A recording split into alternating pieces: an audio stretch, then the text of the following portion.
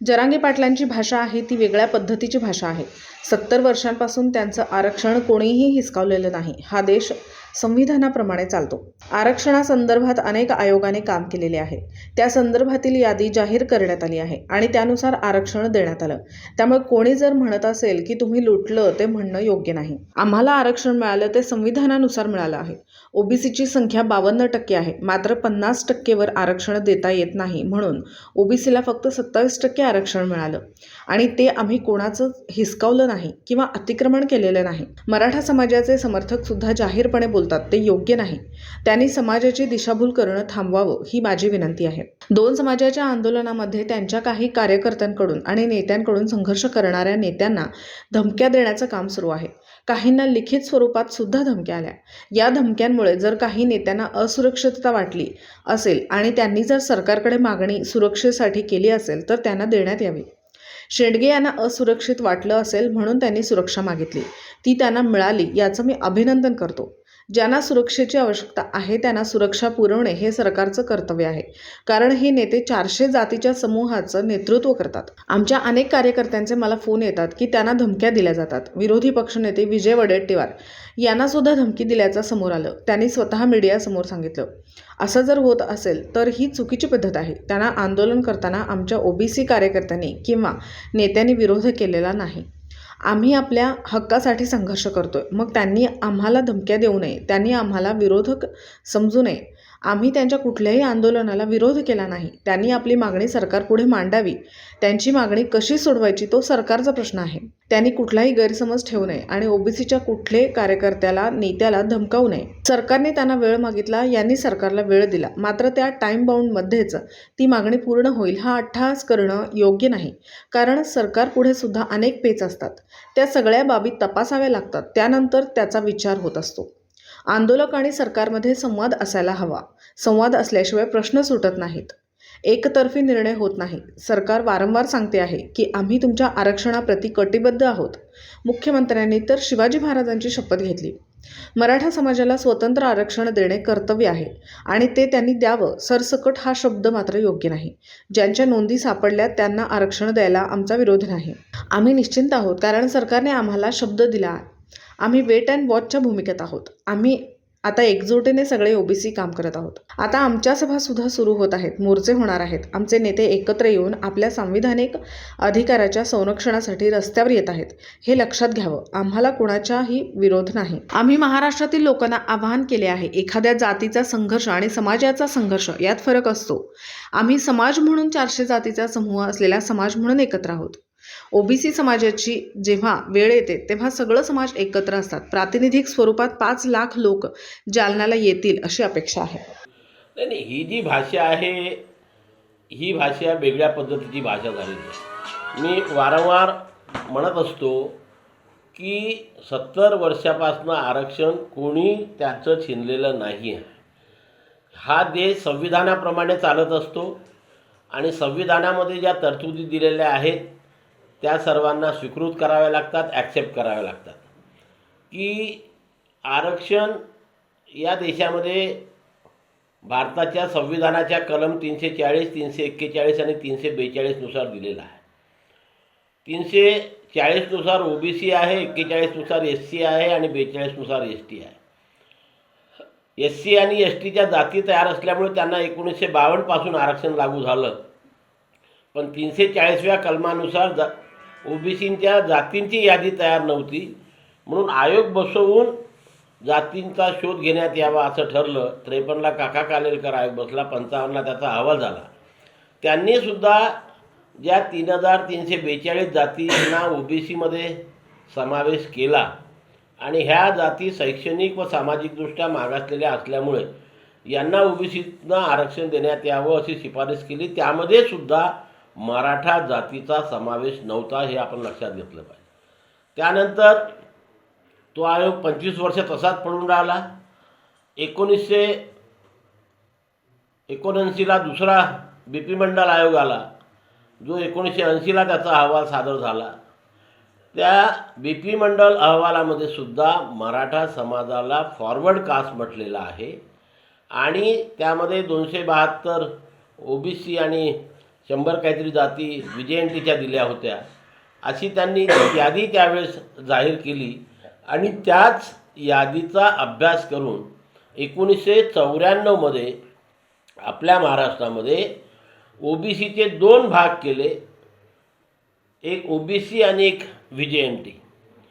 Schedule कास्टला 13%, schedule ट्राईबला 60%, 20% गेल्यावर 30%चं विभाजन 19 आणि 11% करण्यात आलं आहे. हे संविधानानुसार झालेलं आहे.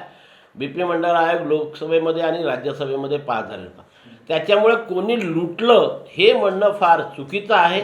आम्हाला जे काही मिळालेलं आहे ते या भारताच्या संविधानानुसार मिळालेलं आहे. आमची तर लोकसंख्या आम्ही आजही म्हणतो की तेव्हाच जेव्हा BP मंडळ आयोग आता म्हणजे आयोगाचा अहवाल सादर झाला होता, तेव्हा त्यांनी स्वतः आपल्या अहवालामध्ये म्हटलेलं होतं की OBCची लोकसंख्या या देशामध्ये 52% आहे, पण 50%च्या वर आरक्षण देता येत नाही, म्हणून 27% आरक्षण देण्यात यावं असं त्यांनी शिफारस केली. नंतर सुप्रीम कोर्टामध्ये इथपर्यंत ती केस गेली, पण मिळालं आम्हाला 27%. तर हे 27% आरक्षण घेताना आम्ही कुणाचं छिनलेलं नाही आणि कुणाच्या अधिकारावरती आम्ही अतिक्रमण केलेलं नाही. आणि म्हणून वारंवार जरांगे पाटील जे म्हणतात की 70 वर्षापासून खाल्लं, आणि त्यांचे काही समर्थकसुद्धा जाहीरपणे म्हणतात OBC समाजाने कुणाचं खाल्लेलं नाही. त्यांना जर OBCमध्ये यायचं आहे किंवा येण्याचा प्रयत्न झाला वारंवार, खत्री कमिशन आहे, बापट कमिशन आहे, त्याच्यानंतर राणेसाहेबांचा अहवाल, आता गायकवाड समितीने तर मराठामध्ये मराठा कुणबी, कुणबी मराठा, मराठा कुणबी, लेवा पाटील, लेवा पाटीदार आणि लेवा कुणबी असे 7 जाती मिळून 30% लोकसंख्या दाखवली. सुरुवातीपासूनच हे समाजाची दिशाभूल होते की समाज म्हणून ज्या जातीला ऑलरेडी आरक्षण आहे त्या जातीचा सुद्धा समावेश त्याच्यामध्ये करून आकडेवारी फुगवून ते दाखवतात. आणि मग आमच्यावरती अन्याय झाला. या 7 जातीपैकी 6 जाती जर मायनस केल्या तर त्यांची जनसंख्या लोकसंख्या आज महाराष्ट्रामध्ये 20 ते 22% आहे. आणि मग उर्वरित लोकांचा प्रश्न आहे. आणि म्हणून कोणी अन्याय केला ही भाषा ते जर वापरत असतील तर मी त्यांच्या या मताशी सहमत नाही. त्यांनी कुठंतरी अशा प्रकारे समाजाची दिशाभूल करणं थांबवावं हीच आपल्या माध्यमातून मी त्यांना निवेदन करतो. प्रकाश शेट्टी जे OBC नेते आहेत त्यांची सुरक्षा वाढवण्यात आली, कारण त्यांनी तीच मागणी केली आहे जी तुम्ही सातत्याने करताय की OBCच्या आरक्षणातून मराठ्यांना आरक्षण देऊ नये. कुठेतरी OBC नेत्यांवर सध्या आता या पद्धतीची वेळ आलेली आहे का त्यांना सुरक्षा द्यावी लागेल? नाही, नक्कीच की या सर्व 2 समाजाच्या आंदोलनामध्ये त्यांच्या काही कार्यकर्त्यांकडनं, काही नेत्यांकडनं जे काही OBC चळवळीकरता लोक संघर्ष करत आहेत त्यांना वेगवेगळ्या माध्यमातून धमक्या येण्याचं काम सुरू आहे. काही लोकांना लेखी स्वरूपात पण आलेले आहे आणि आपल्या स्मार्टफोनवर चॅट करताना किंवा फोन करून तर खूप लोकांना धमक्या येत आहेत. आणि अशामुळे या धमक्यांमुळे त्यांना जर थोडी असुरक्षितता वाटली असेल आणि त्यांनी सरकारकडे सुरक्षेची मागणी केली असेल, मध्यंतरी या राज्याचे माननीय उपमुख्यमंत्री सन्माननीय देवेंद्रजी फडणवीस यांच्याकडे सुद्धा लोकांनी मागणी केली होती की OBC नेत्यांना संरक्षण देण्यात यावं. आणि म्हणून त्यांच्या अभ्यासाअंती जर त्या आमचे शेंडगे साहेब हे असुरक्षित वाटले असतील तर त्यांना सुरक्षा दिली असेल तर फार चांगलं आहे. मी सरकारचं अभिनंदन करेन. आणि ज्या नेत्यांना अशा प्रकारे सुरक्षेची गरज आहे त्यांनी सरकारचं हे कर्तव्य आहे की त्यांना सुरक्षा पुरवून त्यांचं रक्षण करावं. कारण ते त्यांचा व्यक्तिगत संघर्ष नाही तर ते 400 जातीचा समूह असलेल्या OBC समाजाच्या संविधानिक रक्षणाकरता, संविधानिक आरक्षणाच्या रक्षणाकरता संघर्ष करत आहेत. आणि म्हणून त्यांना संरक्षण दिलं असेल तर मी सरकारचं स्वागत करेन.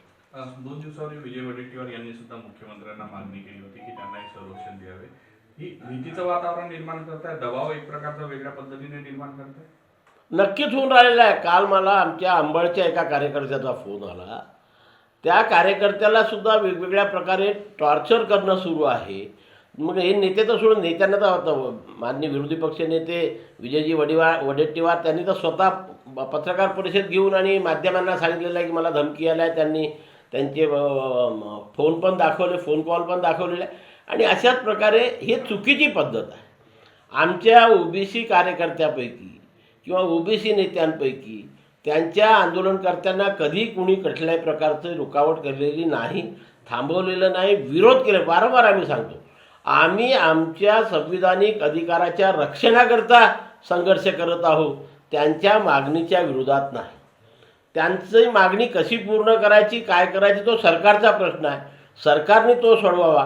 पण ते जर आम्हाला त्यांचे विरोधक समजत असतील तर माझी मराठा आंदोलकांना एक निवेदन आहे की त्यांनी आम्हाला विरोधक समजू नये. आम्ही त्यांच्या कुठल्याही आंदोलनाला कधी विरोध केलेला नाही आणि करणार नाही. त्यांनी त्यांची मागणी सरकारपुढे मांडावी. ती कशी सोडवायची हा सरकारचा प्रश्न आहे. सरकार आणि त्यांच्यामधलं भांडण आहे. आमच्या संरक्षणाचं आमचं आणि सरकारमधलं भांडण आहे. हे म्हणून एकमेकांचे विरोधक आहे. हा जर गैरसमज कुठल्या आंदोलनकर्त्याचा असेल तर तो चुकीचा आहे. तो त्यांनी दूर करावा आणि याच्या पुढे ओबीसीच्या कुठल्याही कार्यकर्त्याला, कुठल्याही नेत्याला धमकावणं हे मराठा आंदोलकांनी बंद करावं. सध्या ज्या पद्धतीने जरांगींनी म्हटलं की मुंबई बंद पाडू, कुठेतरी देशाची राजधानी बंद पाडण्यापर्यंत त्यांची ह्या डिसेंबरपर्यंत आम्हाला जर मिळालं नाही तर आम्ही आक्रमक पवित्रा घेऊ. सरकार कुठेतरी आश्वासन देत असताना ते विश्वास ठेवत नाहीये. नाही, हे बघा, आता कसं आहे की सरकारने त्यांना वेळ मागितला, यांनी सरकारला वेळ दिला, पण त्या टाईम बाउंडमध्येच ती मागणी पूर्ण हा अट्टहास करणे. कारण सरकारपुढे सुद्धा खूप पेच असतो की एखादी मागणी पूर्ण करीत असताना त्याचे संविधानिक परिणाम काय, न्यायालयीन परिणाम काय, सर्व याचा अभ्यास करून त्या मागणीचा विचार होत असतो. आणि मी नेहमी म्हणत असतो की आंदोलनकर्ते जे असतात त्यांच्यामध्ये आणि सरकारमध्ये संवाद असायला पाहिजे. संवाद असल्याशिवाय प्रश्न सुटत नाही. हा एकतर्फी कुठेतरी हे होऊन राहिला की एवढ्या दिवसात झालंच पाहिजे, एवढ्या दिवसात झालंच पाहिजे.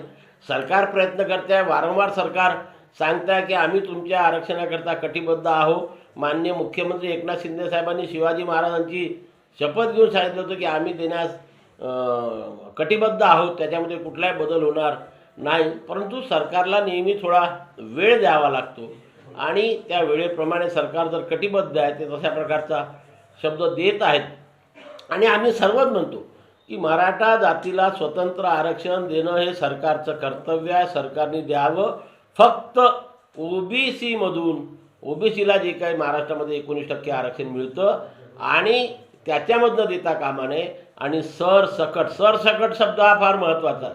याच्याकरता महत्त्वाचा आहे की आता मागच्या 2 महिन्यापासून सरकारने 1948 ते 1967 मधल्या नोंदी तपासण्याचं काम फार जोमाने सुरू केलेलं आहे.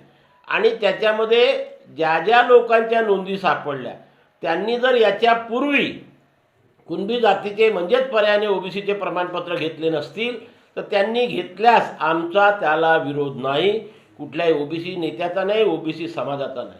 आणि म्हणून ज्यांच्या नोंदी सापडल्या असतील त्यांना प्रमाणपत्र द्यावं, पण सरसकट सरकारला देता येणार नाही. आम्ही ही मागणी सरकारकडे रेटली होती. सरकारने ते आम्हाला लिखित दिलेलं आहे की कुठल्याही परिस्थितीत आम्ही ओबीसीतनं आरक्षण देणार नाही आणि सरसकट कुणब्यांचे प्रमाणपत्र देणार नाही. आणि म्हणून आम्ही निश्चिंत आहोत. आम्हाला माहीत आहे की सरकारने आम्हाला जे सरकार त्याच्यामध्ये बदल करणार नाही. आम्ही वेट अँड वॉचच्या भूमिकेत आहोत. ज्या दिवशी आम्हाला वाटेल की सरकार त्यांचा निर्णय बदलण्याच्या मनस्थितीमध्ये आहे त्या दिवशी आम्ही पुढल्या आंदोलनाला पवित्रा घेऊ. सध्या आम्ही एकजुटीने या महाराष्ट्रातील सर्व ओबीसी काम करत आहोत. उद्याला अंबड, जालना जिल्ह्यामध्ये आमचा फार मोठा मेळावा आहे. 26 तारखेला हिंगोलीला मेळावा आहे, यवतमाळला मोर्चा आहे, नागपूरला मोर्चा आहे. वेगवेगळ्या जिल्ह्याच्या ठिकाणी आमचे ओबीसी बांधव, ओबीसी समाजाचे लोक, नेते एकत्रित येऊन आपल्या संविधानिक अधिकाराच्या रक्षणाकरिता ते रस्त्यावरती येत आहे. हे आपण सर्वांनी लक्षात द्यावं. आम्हाला कोणाचाही विरोध नाही, काही नाही. त्यांनी त्यांच्या मागणीकरता संघर्ष करावं. आम्ही आमच्या संविधानिक अधिकाराच्या रक्षणाकरता संघर्ष करत राहू. त्यांच्यात आणि आमच्यामध्ये कुठेही वादविवाद नाही आणि एकमेकाच्या विरोधातही चळवळ नाही. दोघांची लढाई सरकारच्या विरोधात आहे. योग्य तो निर्णय सरकार योग्य वेळी घेईल. कशा पद्धतीचं स्वरूप असणार आहे उद्याच्या मोर्चाचं? एक ताकद दाखवण्याचा प्रयत्न राष्ट्रीय ओबीसी म्हणजे ओबीसी कडून होणार आहे, कारण की मराठ्यांनी जेव्हा जेव्हा आपला मोर्चा काढला तो विकराट स्वरूपाचा काढला. मध्यंतरी त्यांची सभा झाली ती मोठी होती. आपलं स्वरूप कसं असणार? नाही, आम्ही महाराष्ट्रातील लोकांना आव्हान केलेलं आहे.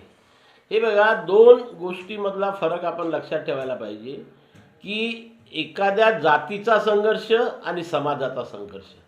जेव्हा जातीचा संघर्ष असतो तेव्हा सर्व जातीचे लोक रस्त्यावरती येत असतात, irrespective of their political thinking आणि सर्व मतभेद विसरून. पण जेव्हा समाज, मी वारंवार सांगतो की 400 जातीचा समूह असलेला हा 60% ओबीसी समाज या महाराष्ट्रामध्ये आहे.